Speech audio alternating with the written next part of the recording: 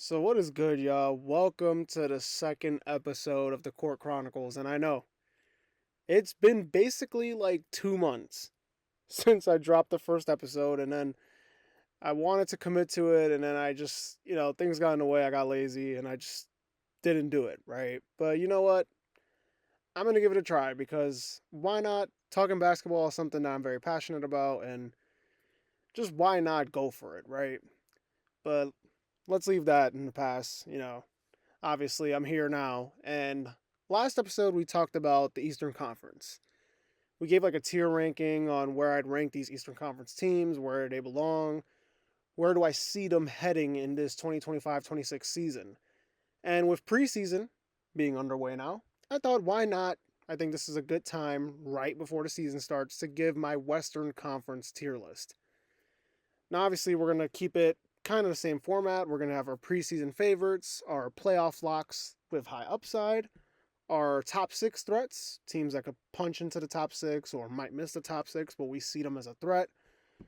We got our play-in locks slash threats, teams that could make the play-in, teams that I think are pretty much a lock to make the play-in. And then we got our teams that I see having a long season, which is a bad year, all things concerned. So let's start from the bottom, kind of like we did in our first episode, and let's start with the teams that I think are going to have a long season. Starting with the Utah Jazz. The Utah Jazz, I think it's pretty obvious they should be focused on the 2026 draft. Now, if you want to talk about this season and what you want to see from this team, I think you really just hope that the Ace Bailey pick ends up showing off its high upside rather than the low floor. Because he's one of those guys, I think Ace Bailey, he can either be a superstar player because he can hit tough shots, but then there's a world where he's just, Jabari Smith Jr., and that's not a bad player, but that's also like, he's a role player, right? That's his floor. He's just a role player, he's a spacer. Maybe, I don't know if he's the same level defender of a Jabari Smith Jr., but he's got the same profile as one. But kind of like Jabari Smith Jr., he also had the high upside. So you look at that with him, you hope that it pans out and he shows really good flashes. I also kind of like the Walter Clinton Jr. pick as well. I don't know where he'll fit in exactly on this team, but I thought they had a pretty good 2025 draft. And then I guess you also just hope for like a Keontae George or an Isaiah Collier breakout year just to see some progress in the future, because I think you know already what you're going to get from guys like Walker Kessler and that type of thing. Lauri Markkanen is still on this team, and yes, he's in the prime of his career, but he doesn't really fit the timeline. I think eventually you got to look to move off of Lauri Markkanen, send him to a contender, and try to get like a decent package for him while you can. Obviously, I'd assume the trade package for a Markkanen type right now isn't as high as it was, when he first came onto the scene in Utah and really broke out, because last season for him was a little more of a struggle, even though he had some games where he looked really good and he had a pretty solid year. Wasn't as crazy as it was when he first broke out in Utah. So I don't know what you'd get for him exactly, but as for the Jazz in general, it's going to be a long season. They're going to suck, and you really just hope that they make the right draft choices and things just come to form, 3-4 years from now. Now, another team on this list I have is the New Orleans Pelicans. And Zion is obviously the X factor every season for the Pelicans. He looks like he's in good shape. He lost some weight. Still has that muscle, though. Still really athletic. It's not like he's lost athleticism. The roster is just not as talented as the rest of the West. And that's kind of where I'm at with them. They can maybe, shock some teams once every here and there, but I don't see them being like a 40-win team. I see them at best winning like 35, 36 games. And then you got to factor in, this sounds messed up, but at some point you assume Zion's going to miss some games, right? So you throw those games in the picture and it's like, all right, the upside for this team really isn't that high. I know they got Jordan Poole, and Jordan Poole is like the ultimate wild card player. Some nights he could drop 40, some nights he's unplayable, right? I also thought they had a good 2025 draft. I think they're another team that they had a good 2025 draft class. Question mark, though, is they made a draft night trade to move up for Derek Queen, who's out right now, who's one of their rookies. He was in the lottery. And they traded away their pick for 2026. And that's scary because this team is in a tough conference and they're not super talented. So you're kind of assuming already that they're going to miss the postseason. And at best case scenario, they're like a 10 seed or something. So you're not going to have a good pick going into the 2026 draft, which many consider to be a really good draft. It could get ugly. It could get ugly for the Pelicans. But I don't know. I really don't know what to say about this team. They're not that good. The future is it's starting to become a little bleak. You traded Brandon Ingram during the deadline. Obviously, years back, you lost Lonzo Ball in free agency to Chicago. You lost all the high upside that you had a few years ago when Zion first got on this team and you moved AD for all these players. Everything looks so bright, and now everything is so, like, I don't know, like I said, bleak. It's like very much, we got to see what happens because we could look and in 2 seasons, they might be tearing it down all over again. That's where I'm at with the Pelicans right now. And then lastly, for this category, the Phoenix Suns. I mean, one of, if not the worst situation in this league. Bad ownership, bad roster. At least Devin Booker is still in the picture, I guess.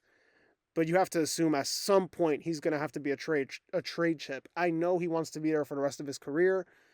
But if you're Phoenix, you cannot drag this out for much, much longer and have this become like a Bradley Beal Washington Wizards situation where you're just holding on and then you trade him for this, like, well, in Bradley Beal's case, you traded him for a weak package because he had the no trade clause. But you don't want to hold it out for too long, basically. You don't want it to become like Damian Lillard with the Blazers and the package just isn't as strong as it would have been, say, for example, if the Blazers traded Dame in like 2020 or something, right? You don't want to have that happen. So, yes, Booker's still on the roster. Yes, he's still a great player. But the question marks are really coming in with this team real soon. And I guess a positive is that you got a change of scenery bringing in Jalen Green, and there is still some upside there. He showed you what he could do a couple seasons ago. Well, for really only half a year in that like half a season in 2024 for Houston. But you thought he'd build off that, and in 2025 it was pretty nasty. He struggled quite a bit. He struggled in the playoffs versus Golden State in that first round series. And now it's kind of like, okay, it looks like they're going towards the direction of rebuilding. They also had a solid 2025 draft as well. I think you can use guys like Dylan Brooks, Grayson Allen, Royce O'Neal as like trade deadline pieces to move down the line because the future is the focus in Phoenix. And trying to win now shouldn't even be a thought in their mind, at least in my opinion. And Phoenix is in a tough spot. So, yeah, they're going to suck. These are my teams that are going to have really long seasons in the West. Now let's move on to the more competitive side of things. My play-in locks/threats. Starting off with the Sacramento Kings. This team is literally the epitome of a play-in team. They are the Chicago Bulls West. They got a whole lot of good pieces for contending teams, but they're just thrown on one team. This smells like a 39-44 win team, and that's it, really. Not much else to say. I mean, Domantas Sabonis is a really good player. You got Keegan Murray, you got Keon Ellis, you got DeMar DeRozan, Zach LaVine, a full season of Zach LaVine. You brought in Dennis Schroeder in free agency. But this team is just, yeah, they're mid. I mean, I'm sorry. They're a mediocre team. That's really it for them. And, they lost Mike Brown, obviously, last season when they fired him. And I think, maybe I'm making a mistake here. I think Doug Christie's still the coach. I think, right? If I'm not, somebody correct me because I did not keep up with the Kings coaching situation in the offseason. I think he's still the coach, though. And yeah, mediocre team. Don't really expect much. Next on this group is the Portland Trailblazers, who I'm actually really interested in this season. I like the growth made from last season by this team. The Scoot Henderson injury sucks because I was kind of high on him coming into this season. I thought he had a pretty good second half of the year. But you do have some veteran guys now with like Drew Holiday coming in. He can run the show until Scoot comes back. I mean, I know Drew isn't exactly what he used to be even 3 years ago. but he's still a decent enough player to like show guys the ropes, be a good vet presence. You have Damian Lillard back on the Blazers. I know he's not playing, but he's around the team. He's going to be around them. They'll learn, and they'll just be in better hands than they were 2 seasons ago. The pieces on this team are really good. I like, when they brought in Denny Avdia, I like Donovan Clingan. I like Shaden Sharp. I think Tumani Kamara is a really good player, elite defender. And they just competed last season. I thought last year they were pretty good defensively. I think that this team can compete for a play-in spot this year. I'm not saying they're an 8 seed or a 7 seed, but I can see them finishing 10th. I could see them finishing 9th. I see it. I like the vision for this Portland Trailblazers team, especially if Scoot Henderson comes back from injury and he is like breaking out fully and he shows the potential that he had when everybody was on him as a prospect. This team could be really fun to watch this season if things click. And I'm excited for the Blazers' future because it's pretty bright in my opinion. And speaking of bright futures, the San Antonio Spurs. Full season of De'Aaron Fox on the roster, which should be nice. Wemby is back, healthy. He looks like he's filled out a little bit more. He's learned some things from like Kevin Garnett and all sorts of stuff during the offseason. I expect huge things from him. They also had a strong 2025 draft, in my opinion, with the Dylan Harper and Carter Bryant picks. And it's also year 2 of Stephon Castle, who won the Rookie of the Year. So I don't think this team is not too far off from being a playoff team, to be honest. They might just need a leap from like one of their 2 young guards, either Castle or Harper comes onto the scene and he's like guns blazing. And if one of those 2 things happen, I think the Spurs are going to be really, really scary, as in like a play-in content or playoff contending team. I think they can really push for it, especially Wembanyama. We all know it's coming soon. He is going to show why people were afraid of him as like this next great thing. He's going to show why he is going to ascend into a top player in the game, one of the best players ever when he's all said and done. Because I just see it. I see it coming soon. And we're almost there yet. They might still suck a little bit, but the potential is there for this team. And they might not be at their max potential yet, but it's almost there. Next on this list is the Dallas Mavericks. The Dallas Mavericks, they have a talented roster. I'm not going to lie to you. You look at this team, they could be like a top 5 seed if they came into this season healthy. But unfortunately, they're not fully healthy yet. Kyrie Irving tore his ACL last season.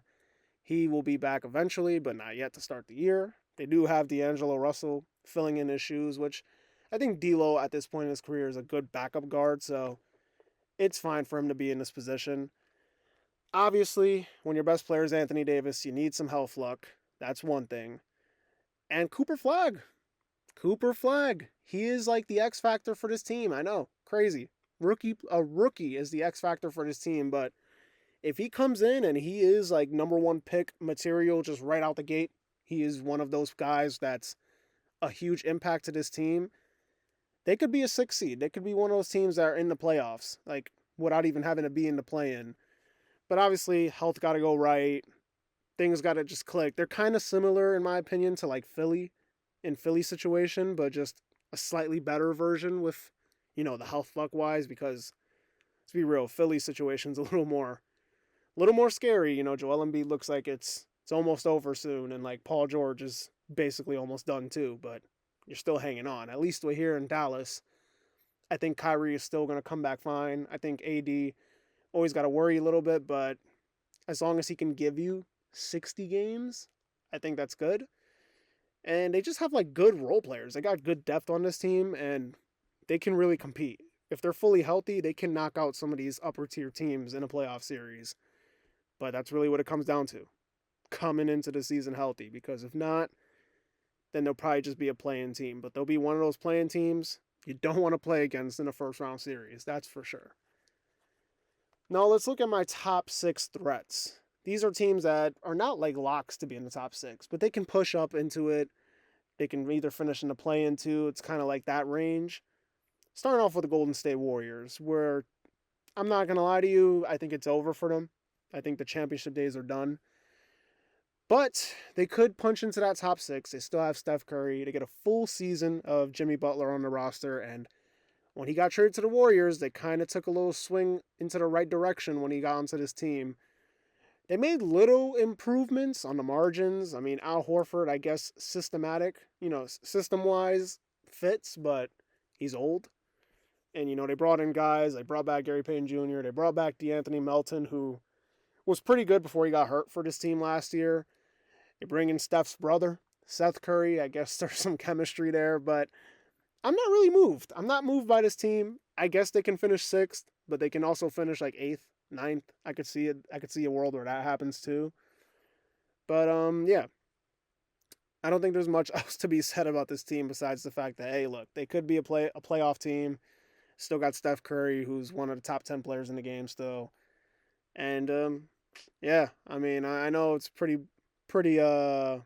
simple explanation for the Warriors, but that's pretty much the ceiling I have for this team. No offense. Next on this category is the Los Angeles Lakers.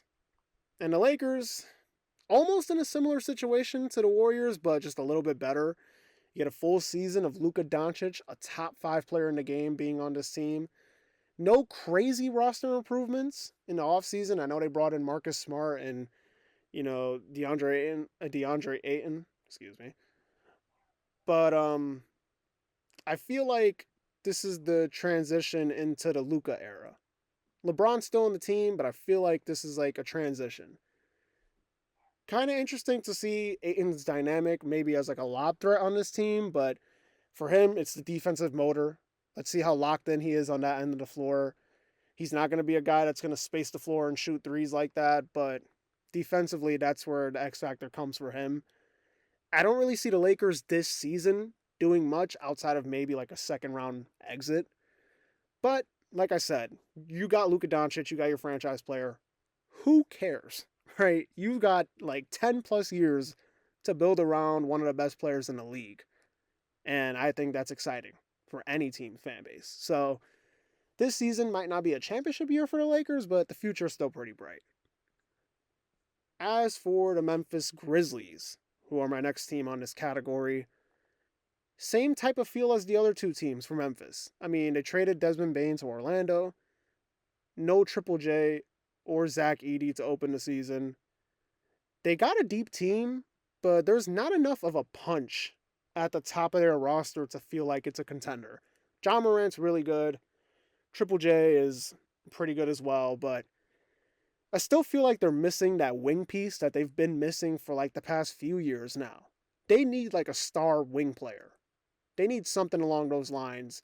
I think that can swing the needle for them in a high trajectory. Because right now, they can finish pretty high in the standings, but I never will feel like they're a true threat to make the finals this season. I just don't. And yeah, those are my top 6 threats. Now let's get to the teams that are like, I think these are playoff locks, and they got some upside to really do some damage if things click for these teams. Minnesota Timberwolves. Another year of chemistry with those Knicks trade pieces should be nice. I'd hope if I'm a Timberwolves fan that they find some run for Rob Dillingham, especially Mike Conley's age playing a factor and the lack of consistent guard play they've had over the past couple years now. They need to find a way to see what they have in him for a full year. Obviously, Anthony Edwards is elite, one of the best players in the game, still young. But they did run back the same roster pretty much, so there's going to be the same issues, I think, and the same pros and cons. I think they can be a finals team, but at the same time, if the same things happen to play a problem where turnovers are a factor and all sorts of that stuff, then Minnesota just might be stuck in the same spot. But just because of the fact they have Anthony Edwards and it's another year of Ant development, why not? Why not say this team could really make some noise if things go their way? Next team on this list is the LA Clippers. And I'm getting to a point with the Clippers where it feels kind of like Philly-esque, where I'm like, look, they can do damage, but at this point, should you believe that they're going to do damage? Health, obviously, huge factor for this team. And it's a little more concerning now because the whole team is old as hell. They are the oldest team in the league. They brought in a whole bunch of old pieces that Yes, they were like decent last season, some of these guys, but I don't know, man. I mean, I'm a little nervous if I'm a Clippers fan. They have the potential to go out there and, if they're healthy come playoff time, really make some noise. But you just can't trust it. I can't trust this team to be healthy coming into the season or by the end of the season and think that they're going to compete with the younger teams like a Minnesota, an OKC, even a Denver, in my opinion. I just can't see them competing if they're not like fully healthy and things just aren't clicking for them fully. See them going into battle with those type of teams and coming out alive. I know they went to a game 7 with Denver last year, but I think Denver also got better, and we're going to talk about them later. So, yeah, big year for the Clippers. We're almost at the end of the Kawhi era. They got to try to make it count real soon because they haven't even gotten what they wanted out of this era, and drama is just pouring out every single day with this team, it feels like, especially in the Kawhi end. And yeah, next on this category is the Houston Rockets, who I was a little more higher on coming into the year. When I was originally gonna make this episode, I was gonna be higher on them than I would have, where I put them now. But the loss of Fred VanVleet could play to be huge for this team. But there's also like this devil's advocate where you could be like, look, this is probably key for Amen Thompson's potential breakout year. And there's also a potential for a Reed Shepherd season where he looks pretty decent and he shows what he can do as well. I guess you could look at it from that perspective too. But if we're talking about championship, I think Fred VanVleet being out sucks like a lot. Especially because, yeah, you added KD and KD is an elite half-court player and he'll bail them out. He'll bail them out when he needs to. But Fred VanVleet was like the table setter. He could be a table setter for that team, and now you don't really have that stability at the guard spot with this team. Obviously, size-wise, they're going to be one of the biggest teams in the league, and they're going to probably be elite defensively. But table setter-wise, half-court offense-wise, I still think it's going to be a little ugly. Even though they added Kevin Durant, it still might be a little clunky, a little ugly, and it still might struggle a little bit in the half-court to the point where I don't know if I can also trust them to beat these elite teams. And it can be kind of almost Minnesota-esque where the half-court offense gets a little ugly and you need that guard stability to really show you or to show the ropes and to keep things under control and have them playing at the right pace, the right setting, the right tone, that sort of thing. And without a real guard on this team, unless Amen Thompson proves to be that, I don't know. It could get really shaky on that side of the floor, kind of like how it was last year, but just you throw Kevin Durant now in the mix. Now let's go up to our pre-season favorites. And I'm pretty sure you guys know who the two teams are because we didn't even mention them yet. The OKC Thunder and the Denver Nuggets. And let's start off with the obvious. The OKC Thunder, the defending champions. Obvious favorites to win it all. They're the deepest team in the league. Elite defensive unit, we already know this. They got guys that don't even play. Especially last season, they didn't even play a lot, some of these guys. And you throw them in the game and they're impacting winning. That's how good this team is. You hope that you get a full, healthy season from like Chet Holmgren and Isaiah Hartenstein just being together. And obviously, SGA is SGA. Now, my concerns for this team are offensively, it got a little spooky. I'm not going to lie to you. It got spooky for this Thunder team on the offensive side of the floor. I know their defense can be like their offense, and they can force teams to commit turnovers, get out in transition, that sort of thing.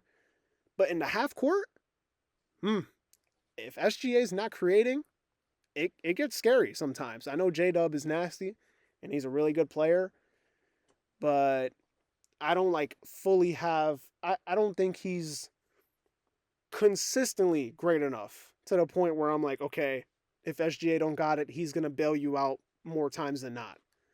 I think he showed he could do it, for example, that 40-point game versus the Pacers in the finals, but there were times where I was like, look, the Pacers are pushing him on the ropes. I thought the Pacers, if Halliburton didn't get hurt, oof. If Halliburton didn't get hurt, oh my God. I thought the Pacers had a chance to win that game. And it looked like it was going to be one of those games where Halliburton was going to have a night. But the Thunder took it all, and it showed, even as a young team, that you can go out there and win some games. But man, that's the only concern I have for this team is the offense. I think it'd be nice if they could add, like, I really wanted them to go add like a Trey Murphy. That would have been crazy. But even though I have some concerns about the offense, I'm still not going to sit here and lie to you guys. They're probably the favorites to probably the favorites to win the championship and go back to back. But it's hard. It's hard to go back to back. That's one thing I will say. So, can they be the first team to go back to back since the Warriors did? We'll see what happens with them. And now let's talk about the Denver Nuggets, because the Denver Nuggets, I think they were the winners of the offseason. Last season, they pretty much played to the highest point that they could, I thought, with that roster. And I think they won. I think they won the offseason by a lot. I love the Cam Johnson and Bruce Brown additions. I also love the Tim Hardaway addition as well, to play in that Nuggets system with Jokic. And just, I think it's going to be really nice to see. I think the offense is going to flow really nicely. I think defensively, they're still going to be pretty good. I think they're just better. I think they're a better, more deeper team than they were going into last season. And obviously, you have the best player in the league in Nikola Jokic. I mean, what more can you say? Nikola Jokic is elite.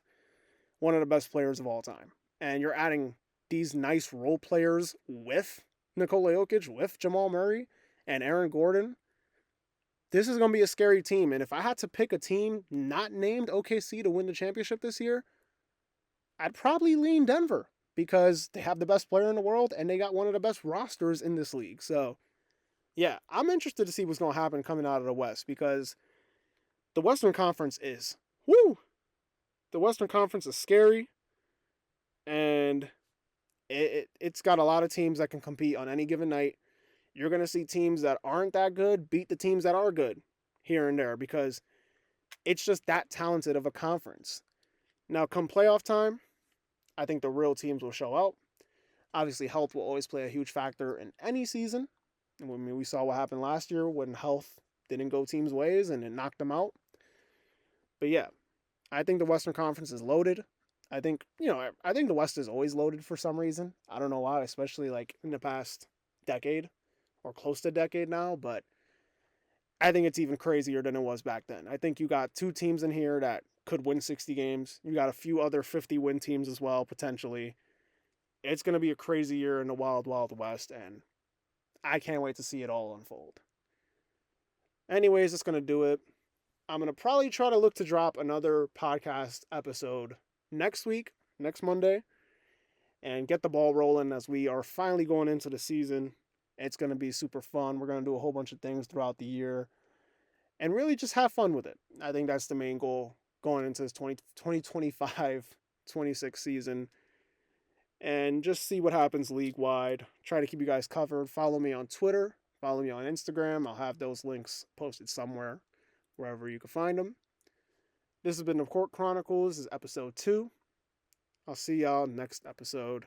Peace.